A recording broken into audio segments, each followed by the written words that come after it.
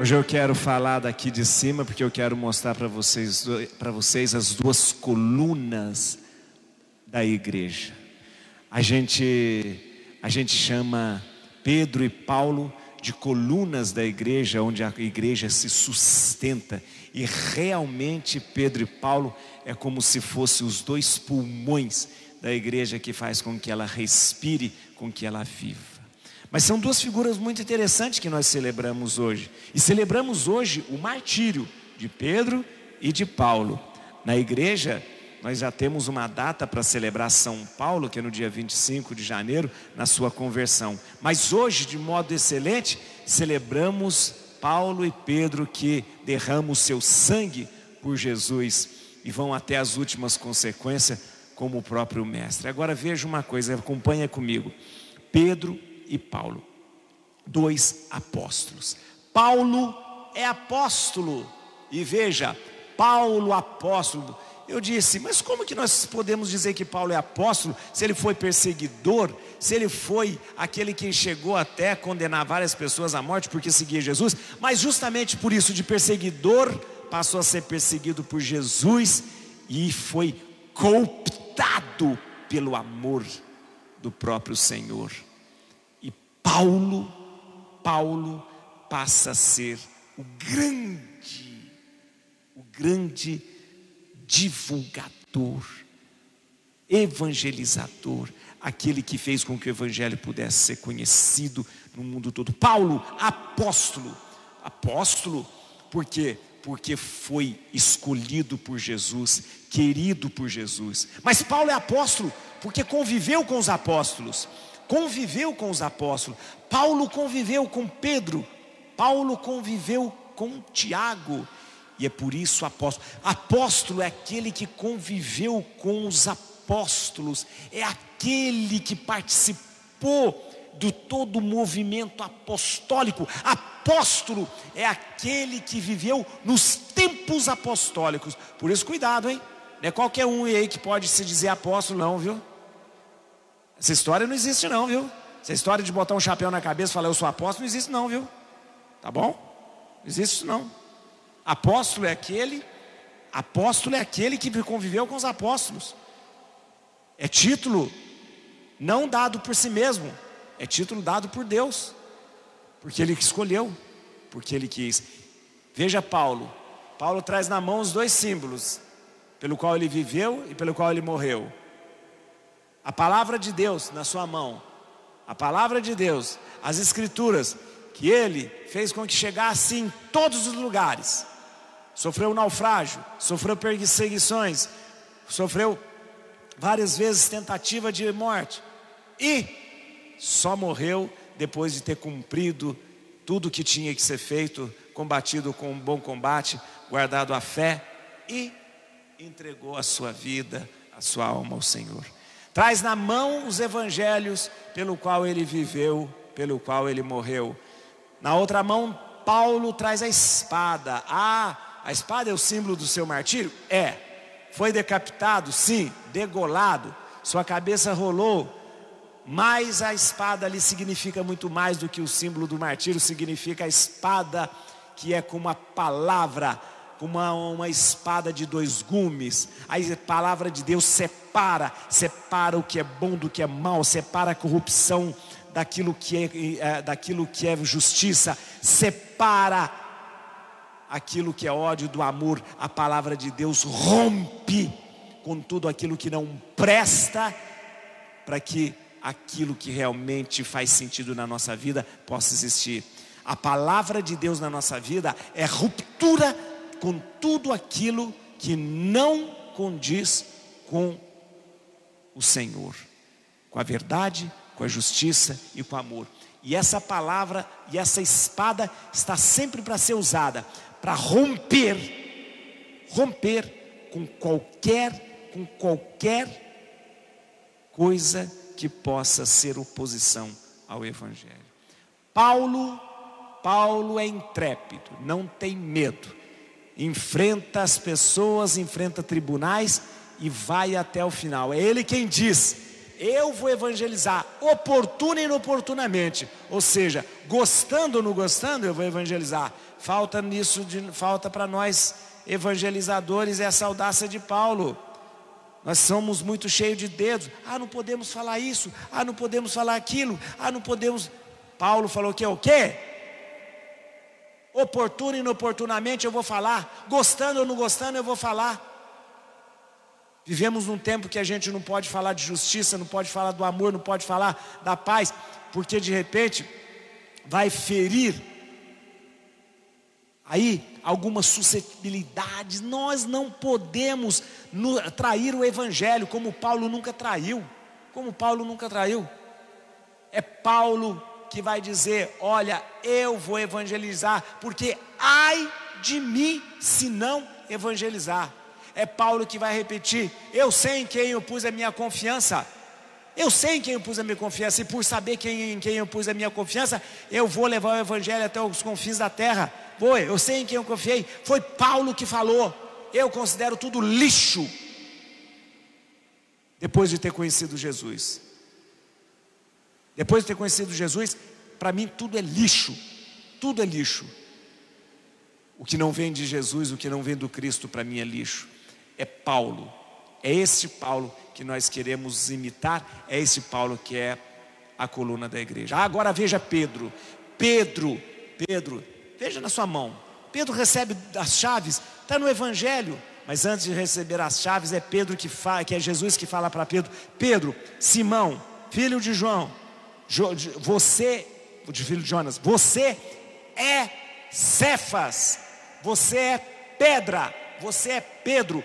Eu vou construir minha igreja sobre essa rocha, sobre essa pedra. Jesus quis a igreja, Jesus desejou a igreja, Jesus fundou a igreja. E vou falar: a única igreja fundada por Cristo é esta igreja que você agora celebra comigo. Esta igreja não foi fundada num cartório. Esta igreja não foi fundada com um CNPJ da Galileia. Não. Essa igreja não foi fundada porque alguém estava andando lá à margem do lago de Genezaré e falou: vou fundar uma igreja. Não.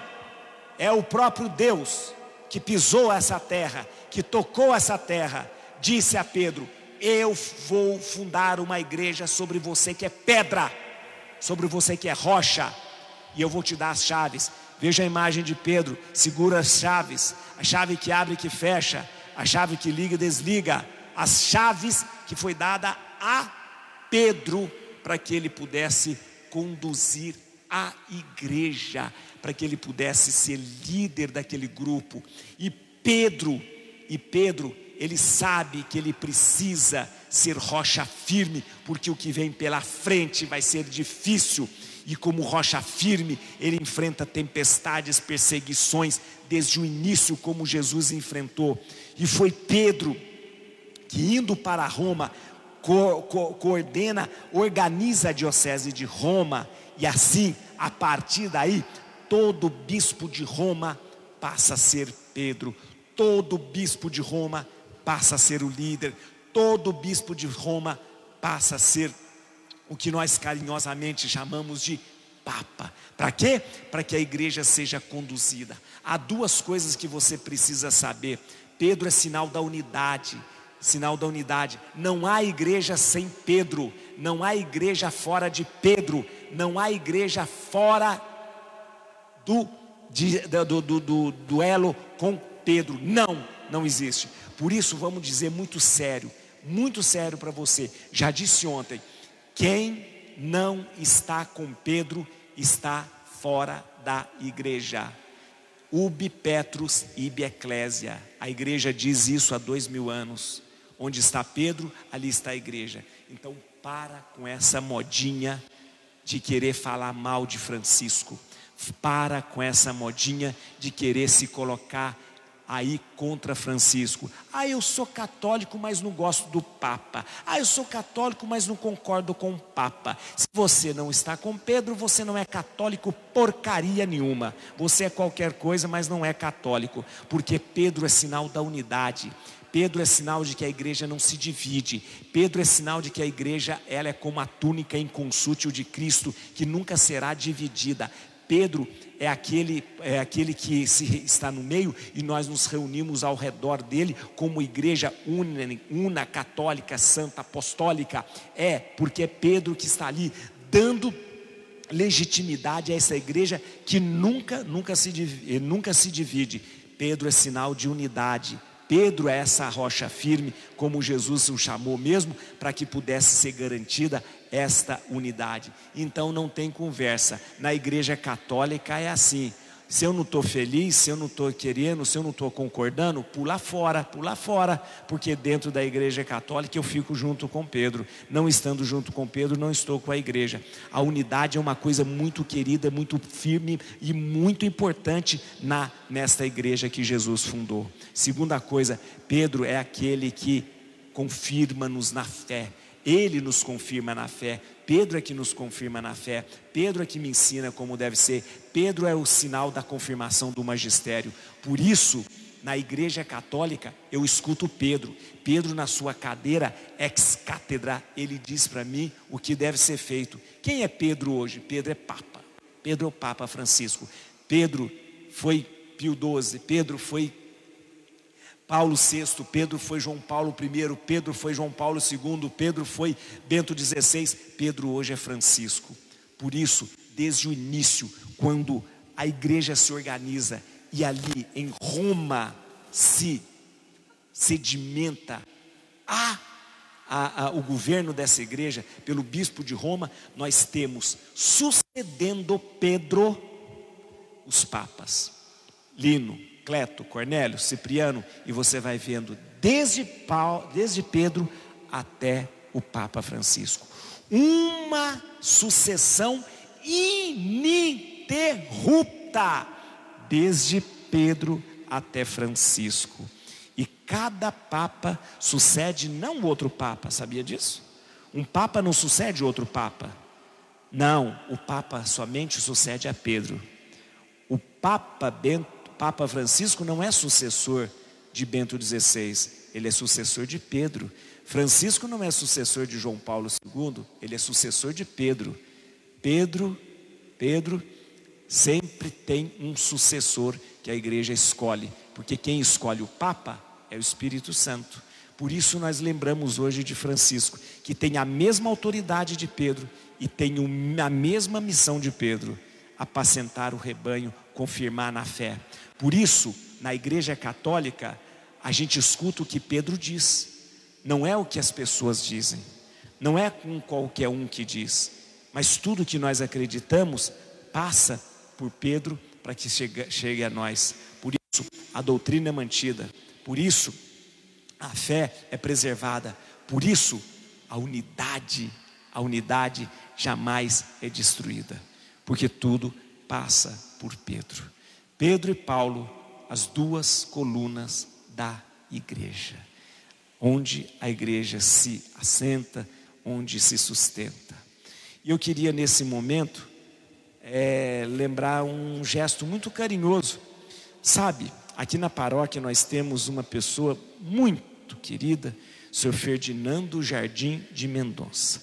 O Sr. Ferdinando, ele é um português da Ilha da Madeira, e ele participou, quando era criança, de uma homenagem ao Papa Pio XII, na Ilha da Madeira. E lá foi cantado um hino muito bonito. O Sr. Ferdinando, o Sr. Ferdinando está com 90 e poucos anos, e ele lembrou-se desse canto, e fez, a partir, inspirado naquele hino a Pio XII, ele fez um hino para saudar Papa Francisco.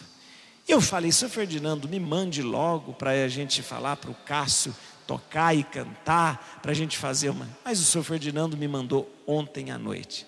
E quem cantou foi a sua neta, que cantou muito bem, na verdade. Eu queria muito mostrar, aliás, eu queria muito que o coral cantasse, mas nesse tempo de pandemia nós não temos coral. Mas eu prometo, Sr. Ferdinando, que eu vou fazer com que, quando a gente estiver junto de novo aqui na igreja, o coral possa cantar. Por hora, eu vou mostrar agora a letra e música que o seu Ferdinando fez, inspirado no hino a São Pio, Pio XII, a Pio XII. Sua neta canta então um hino, né, uma homenagem a Francisco. Música em saudação ao Papa, composta na Ilha da Madeira em homenagem ao Papa Pio XII e relembrada por Ferdinando Jardim de Mendonça, meu avô.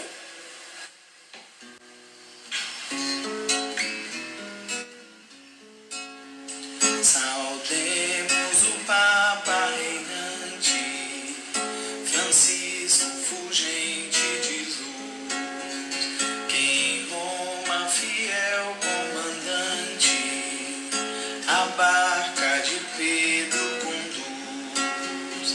Cantemos alegres um hino ao Supremo Pastor. Aqui nessa São Paulo grandiosa, rendamos-lhe um preito de amor.